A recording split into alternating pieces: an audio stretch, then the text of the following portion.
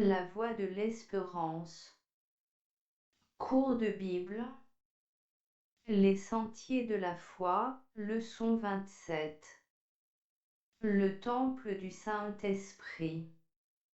Le salut que Dieu nous offre en Jésus-Christ embrasse notre être tout entier, esprit, corps et âme.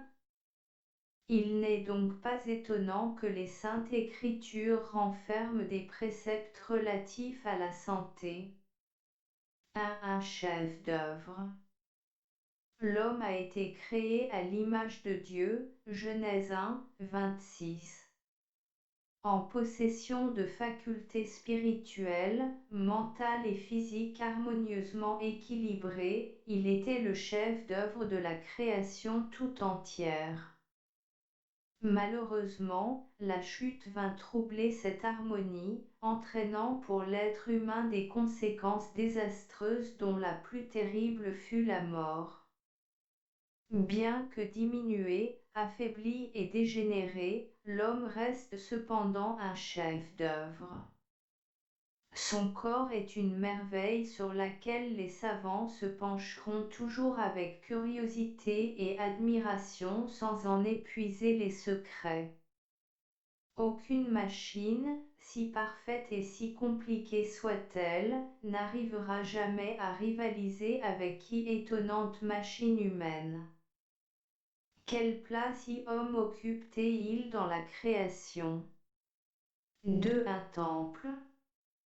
Encore faut-il que cette machine soit bien entretenue et qu'elle soit l'instrument docile de l'esprit, partie supérieure de l'être humain, en vue de la conquête de la sagesse, de la justice, de la piété et, finalement, de la vie éternelle. Les Saintes Écritures délimitent clairement le rôle que le corps humain est appelé à jouer. Loin de le considérer comme négligeable, elles le comparent à un temple, au temple du Saint-Esprit. Ne savez-vous pas, dit saint Paul, que votre corps est le temple du Saint-Esprit qui est en vous, que vous avez reçu de Dieu, et que vous ne vous appartenez pas à vous-même. 1 Corinthiens 6, 19, voire aussi 3, 16. À quoi le corps humain n'est-il comparé? Les lois de la santé. Dans l'œuvre de perfectionnement de l'être humain tout entier, le corps ne doit donc pas être négligé. L'ascétisme n'est pas une forme de vie préférable à toutes les autres. L'attitude opposée, qui consiste à abuser de son corps en faisant un instrument de jouissance, n'est pas moins erronée. Le dédain du corps, a écrit Frédéric Godet, marche de pair avec l'abus du corps tandis que le respect du corps sera toujours le meilleur moyen de le dominer. Or, la santé est le résultat du fonctionnement normal des organes physiologiques, de la circulation abondante d'un sang riche régénéré par un oxygéné et une manifestation concrète de bonnes dispositions psychologiques. Elle est dans le développement harmonieux de toutes nos facultés. La santé n'est donc pas l'effet du hasard, ni un don de la fortune, elle se trouve dans l'application scrupuleuse d'un certain nombre de principes ou de lois immuables, inexorables. Un médecin a dit, la maladie est vraiment l'échéance naturelle des imprudences, des erreurs, des fautes que nous avons accumulées. Si quelqu'un détruit le temple de Dieu, Dieu le détruira, car le temple de Dieu est saint. 1 Corinthiens 3, 17. A. Qu'est-ce que la santé? B. Qu'arrivera-t-il à celui qui détruit le temple de Dieu? Tout pour la gloire de Dieu. C'est que la vie est un don de Dieu. Elle nous est accordée pour que nous la mettions au service de Dieu et du prochain. Nous devons la protéger, la prolonger autant qu'il est en notre pouvoir, la placer dans les circonstances les plus favorables à son épanouissement. Pour arriver à ce résultat, le secours de Dieu est nécessaire. La vie physique n'échappe pas à l'influence de la grâce divine. Dieu nous invite à choisir la vie, et non la mort, Deutéronome 30, 19, 20. Et quel est le principe qu'il nous demande d'appliquer? Soit que vous mangiez, soit que vous buviez, soit que vous fassiez quelque autre chose, faites tout pour la gloire de Dieu. Glorifiez donc dans votre corps et dans votre esprit, qui appartiennent Dieu. 1 Corinthiens 10, 31, 6, 20. Mais il nous en donne aussi les moyens. Ces conseils nous sont très précieux. Mon fils, dit-il, sois attentif à mes paroles, prête l'oreille mes discours. Qu'ils ne s'éloignent pas de tes yeux, garde-les dans le fond de ton cœur, car c'est la vie pour ceux qui les trouvent, c'est la santé pour tout leur corps. Proverbe 4, 20 à 22, voire 3 Jean 2.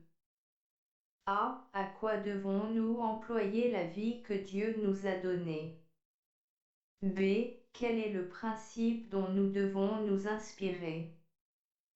Un ensemble de préceptes.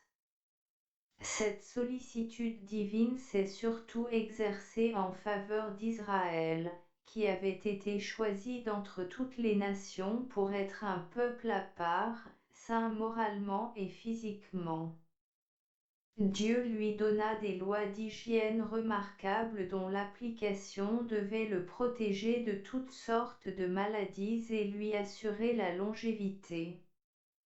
Voir Exode 15, 26.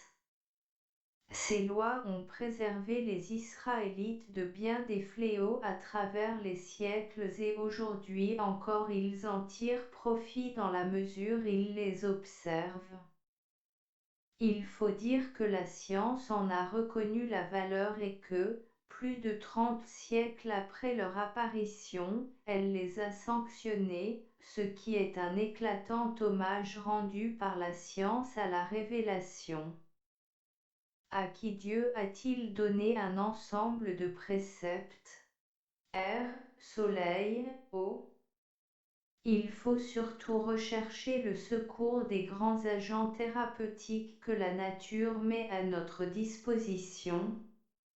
Or, il en est 3 qui jouent un rôle primordial et auxquels il est relativement facile d'avoir recours, ce sont l'air pur, le soleil et l'eau. Quoi de plus nécessaire que l'air pur? Un homme vivra quelques semaines s'il est privé de nourriture, quelques jours s'il est privé d'eau, mais quelques heures seulement s'il est privé d'air. L'oxygène est aspiré par les poumons et pénètre dans le sang. C'est l'élément actif des échanges, sans lequel il n'y aurait ni combustion des matériaux de nutrition, ni chaleur animale, ni énergie. Mais l'air respiré doit être pur, d'où la nécessité d'ouvrir les fenêtres, de fuir la ville dès que cela est possible, de s'habituer à respirer par le nez, qui réchauffe et filtre profondément, et de prendre des attitudes, pendant le repos ou pendant le travail, qui permettent le libre jeu des poumons. Apprenez à respirer, dit le docteur Victor Pochet, et vous vous transformerez physiquement et mentalement. Le corps humain a aussi besoin des rayons du soleil dont l'action est calorifique, lumineuse et chimique. La lumière solaire est un puissant désinfectant. Elle vient considérablement renforcer l'action de l'air dans un grand nombre de maladies. Les bains de soleil sont très recommandés, mais ils doivent être pris avec précaution. Dans le choix d'une habitation, il est donc indispensable de veiller à ce qu'elle soit spacieuse, claire, bien aérée et largement exposée aux rayons du soleil. L'eau est le troisième grand agent que la nature met à la disposition de l'homme. Elle devrait constituer notre boisson quotidienne pour laver nos reins et faciliter l'élimination de toutes les impuretés de nos tissus. De plus, elle est un des meilleurs remèdes employés en médecine. Elle sert dans les enveloppements, les maillots, les cames précises, les douches et les bains, et permet des guérisons étonnantes. 6. Quels sont les 3 grands agents thérapeutiques que la nature met à notre disposition? Exercice et repos. L'exercice est également un des agents nécessaires à conservation d'une bonne santé. Il est indispensable à l'entretien des forces physiques et mentales. Privé de mouvement, un membre s'ankylose. Les 500 muscles du corps doivent s'exercer sous peine de s'atrophier. Pratiquer intelligemment, soit dans le travail en plein air, soit dans les sports, la marche en particulier, l'exercice constitue un excellent producteur de chaleur animale, un purificateur du sang auquel il apporte un excédent d'oxygène, et un calmant digestif de premier ordre. Si la pratique modérée et intelligente des sports est bienfaisante, en revanche, y abus en est pernicieux. Que d'athlètes disparus prématurément, pour avoir, forcé, leurs machines, usé les poumons et le cœur à réaliser d'inutiles performances. Naturellement, l'exercice, ou le travail, doit être suivi de repos. Dans certains cas, il suffira de changer d'occupation et intellectuel fera du jardinage, le manuel s'adonnera à l'étude. Mais il faudra toujours accorder au sommeil le temps qui lui revient 8 heures en moyenne, avec 2 heures avant minuit, et davantage pour les enfants et les vieillards. Rien ne remplace le sommeil naturel, dans une chambre bien aérée. 7. Pourquoi l'exercice est-il nécessaire? Le meilleur régime alimentaire. Il va sans dire que la manière de s'alimenter revêt une importance considérable dans la conservation d'une bonne santé.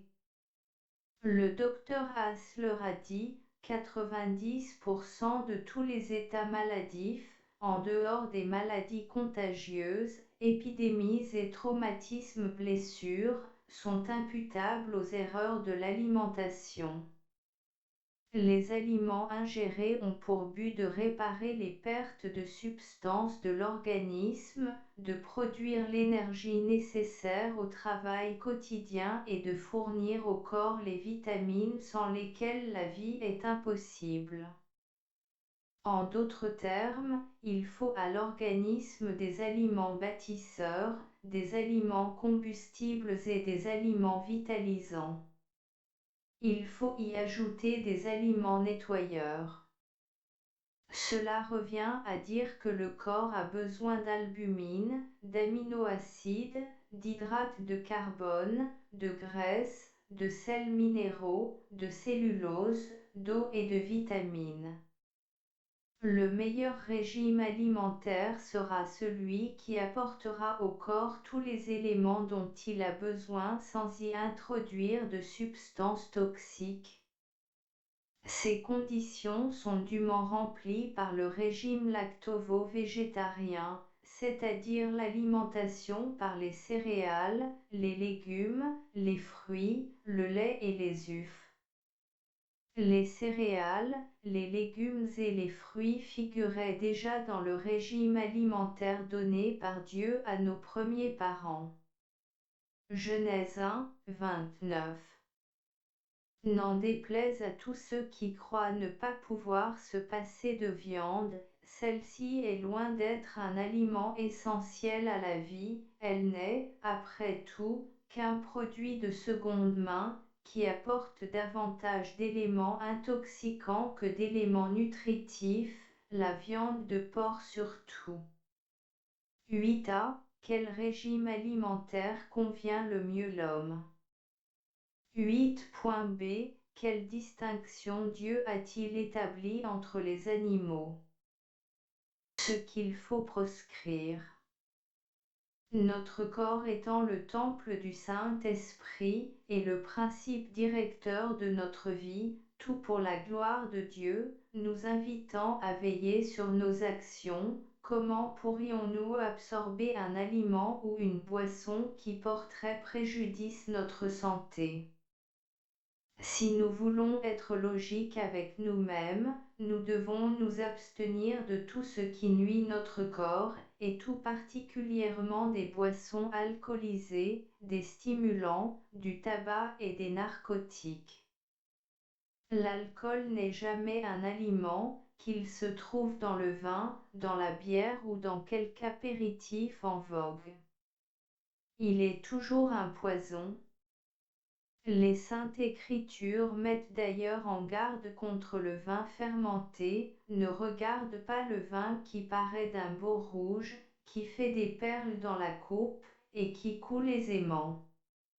Il finit par mordre comme un serpent, et par piquer comme un basilic. Proverbe 23, 31, 32. Saint Paul s'élève avec vigueur contre l'ivresse et l'ivrognerie. Éphésiens 5, 18, 1 Corinthiens 6, 10. Parmi les stimulants, il faut également mentionner le café et le thé, dont le poison exerce une action nocive sur les nerfs et le cœur. Enfin, parmi les poisons les plus insidieux et les plus répandus, il faut citer le tabac, qui est souvent l'unique cause de la perte de la mémoire, des vertiges, de la dyspepsie, de l'angine de poitrine ou de l'artériosclérose chez des millions de gens. 9. De quoi devons-nous nous abstenir? Idéal élevé. L'homme ne meurt pas, il se tue. S'il appliquait les principes énoncés dans la Bible, en pratiquant la tempérance, qui compte parmi les vertus chrétiennes et les fruits de l'esprit, 2 Pierre 1, 6, Galates 5, 22, 23, dans les choses permises, et l'abstinence dans les choses nuisibles, non seulement il vivrait plus longtemps, mais il vivrait plus heureux. L'idéal que Dieu nous propose, c'est que nous permettions à sa grâce de nous aider à vivre dans le siècle présent selon la sagesse, la justice et la piété, en attendant la bienheureuse espérance. Tite 2, 12. Autrement dit, nous devons vivre pieusement, accomplissant nos devoirs envers Dieu, justement, accomplissant nos devoirs envers notre prochain, sagement, accomplissant nos devoirs envers nous-mêmes. 10. À quel idéal la grâce de Dieu acceptée peut-elle nous faire parvenir?